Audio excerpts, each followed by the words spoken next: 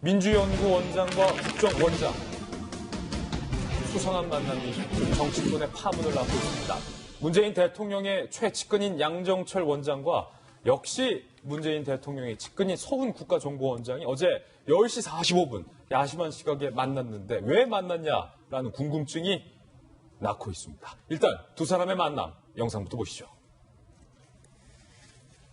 한 식당 앞에서 밤 10시 45분 종업원들이 모두 퇴근한 야심한 시각에 서훈 원장과 양정철 민주연구원장이 둘이 나란히 두 분이 식당에서 나옵니다. 이제 자리를 파하고 집에 들어가는 양정철 원장을 향해서 서훈 원장이 뭔가 상당히 깊은 이야기를 좀 주고 나누는 모습, 서로가 인사를 하는 모습도 현재 지금 카메라에 잡히고 있는 겁니다. 문재인 대통령의 핵심 측근인 그리고 이번 총선에 어떻게 보면 전략 총책인 양정철 원장과 대한민국 국가정보원장이 왜 저녁을 함께 했느냐라는 궁금증에 대해서 지금 야사당은 일제히 정보기관 수장이 여권 실세와 만난 것은 정치적 중립 의무 위반이라고 반발을 하고 있는 그런 상황입니다. 저희 채널A에서 문제가 되고 있는 저 식당 관계자를 만나서 저 두 분이 만났는지, 두 분 말고 다른 분은 있었는지, 그리고 왜 만났는지에 대한 이야기를 직접 들어봤습니다.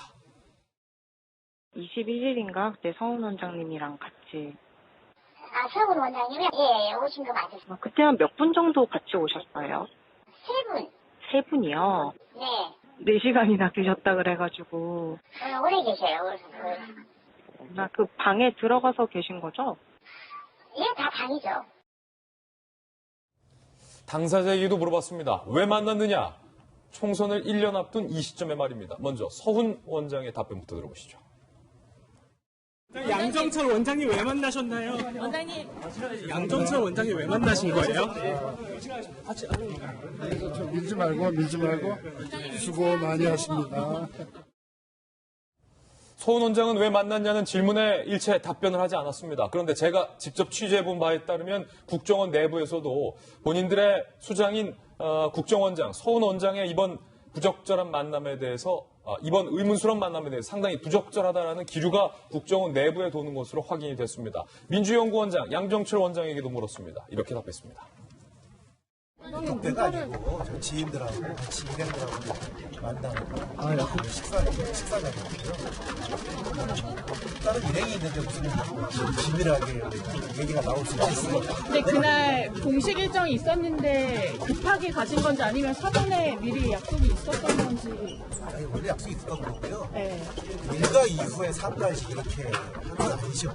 적절한 만남이라고 보시나요? 그다 각자 판단하시는 거죠. 양정철 원장은 여러 명이 왔다고 했지만 공개된 영상에는 서훈 원장과 양 원장 두 분만 있었고 또 저희들이 식당 관계자에게 물어봤을 때는 3명만 왔다. 서로 말이 다르고 있는 상황입니다. 더군다나 민주연구원이 처음으로 양정철 원장 취임 이후에 중요한 토론회 행사가 있었는데 그 토론회까지 불참하면서 양정철 원장이 어제 서훈 원장을 만나서 여러 가지 뒷말이 많이 났고 있습니다. 야당의 비판도 들어보시죠. 국정원은 선거에 개입할 수 없도록 되어 있습니다.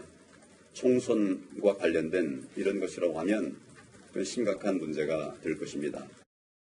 국정원의 총선 개입이 떠오르는 그림이 아닌가 합니다.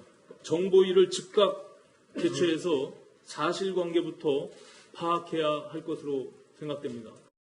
매우 부적절한 만남이자 촛불의 기반을 흔드는 심각한 사안입니다.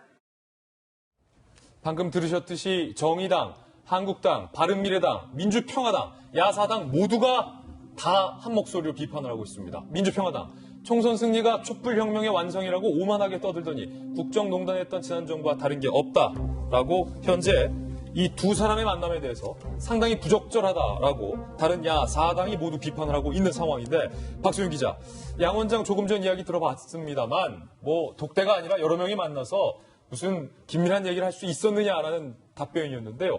어제 저 영상을 취재했던 더 팩트의 취재 내용에 따르면 두 분이 인사를 하고 헤어진 시각이 종업원들이 모두 퇴근하고 나서 또 두 분은 이야기를 지속한 것으로 현재 시점이 나오는데 그게 10시 45분이었다고요. 네, 그렇습니다. 어제 만난 시간이 6시 한 40분, 6시 20분 정도 되죠. 강남의 한 한정식 집에서 만났는데 종업원들은 밤 10시 정도에 거의 다 퇴근을 했다고 해요. 거의 다 이제 퇴근하기 시작을 했다고 합니다. 보통 한정식 가면 이렇게 그때부터 막 이렇게 부산하게 움직이잖아요. 그러면서 이렇게 눈치가 보이죠. 아무래도. 그러면 보통 일어나잖아요. 이제 직원분들 빨리 퇴근하시면 우리도 나가야겠다라고 이렇게 나가기 마련인데 그 직원들 자리는 퇴근하기 전에 먼저 손님들은 나가죠. 그렇죠. 그런데 10시 45분까지 이 자리가 유지가 됐습니다. 그걸 보면 4시간이 넘는 시간 동안 그리고 술도 돌았다고 해요. 그렇게 이 자리가 유지가 됐고요. 지금 양전철 원장 얘기에 따르면 뭐 지인들이 사람들이 많았는데 그렇게 긴밀한 얘기를 나눌 자리가 아니었다라고 얘기를 했지만 아까 식당에 있던 직원도 식당에 계신 분도 말씀하신 게 3명이었습니다. 여러 명과 3명은 다르죠. 아마 3명이 있는 자리면 더 긴밀한 대화가 오갈 수 있는 자리였던 거죠. 그리고 그뿐만이 아니라 이 양정철 원장과 이 서훈 국정원장 역시 굉장히 가까운 사이입니다. 그리고 이 대선 18대 대선, 그러니까 2012년도부터 굉장히 대선 캠프에서 같이 알면서 가깝게 지냈던 사이였는데 거기서 뭐 정치 얘기를 하는 게 더 이상하다라고 하는데요. 과연 3명이 그렇게 단촐하게 모여있는 자리에서 대선 캠프에서 만나서 긴밀한 관계를 유지했던 그 두 사람이 정치 얘기를 하지 않는 게 좀 더 이상하지 않나. 그럼 야구 얘기라든지 어제 류현진 경기 봤어? 라든지 아니면 뭐 U20 축구가 좀 결과가 아쉽다. 뭐 그런 얘기만 4시간 동안 했다라는 말인데. 네, 그렇죠. 그게 더 어색하다. 어색한 상황인 거죠. 그리고 다른 날도 아니고 어제 같은 경우에는 21일 같은 경우에는 양전철 원장이 이제 민주연구원 원장으로 예. 취임한 이후에 처음으로 토론회가 열린 날입니다. 민주연구원에서. 네, 그렇습니다. 처음으로 공식 행사가 크게 열린 자리면 원장이 당연히 무엇보다도 지금 양 원장 같은 경우에는 그 행보가 굉장히 주목받고 있는 상황이고 본인도 그걸 알고 있습니다. 그런 상황에서 이 토론회를 가지 않고 강남의 한정식집으로 갔다는 것 자체가 관심을 끌 수밖에 없는 상황인데 그런데 그게 뭐 나 공식 일정이 아닌데 왜 이러냐라고 얘기하는 것도 좀 부적절해 보입니다. 예, 양정철 원장이 민주연구원장으로 화려하게 복귀했을 당시에 본인의 역할에 대해서 이렇게 이야기를 한 바가 있습니다. 총선 승리에 들어보시죠.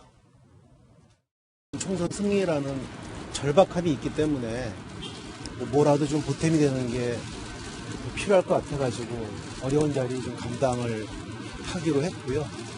총선 승리라고 하는 대의 앞에서 모두 국민들 앞에 겸허하게 원팀이 돼서 갈 거라고 생각을 합니다.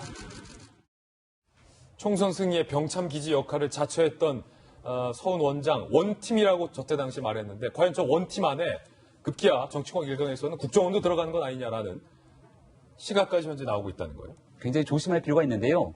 민주연구원장으로 양정철 원장이 취임을 했어요. 본인은 국회의원도 아니고 전직 국회의원 신분도 아닙니다. 물론 이 대한민국 대통령제 국가이기 때문에 누가 권력의 힘이 가장 크냐고 하면은 대통령과 가장 가까이 있는 사람이 권력이 크다고 얘기를 하기 때문에 양정철 원장이 갖고 있는 권력이 적다고 할 수는 없겠죠. 그 밑에 민주연구원의 부원장들이 여러 명이 표준이 되게 되는데요. 거기는 이철희 의원을 비롯한 현직 의원들도 있고요. 그리고 우리가 잘 알고 있는 백원우 전 의원, 청와대 민정비서관으로 있었던 인물까지도 부원장으로 들어가게 됩니다.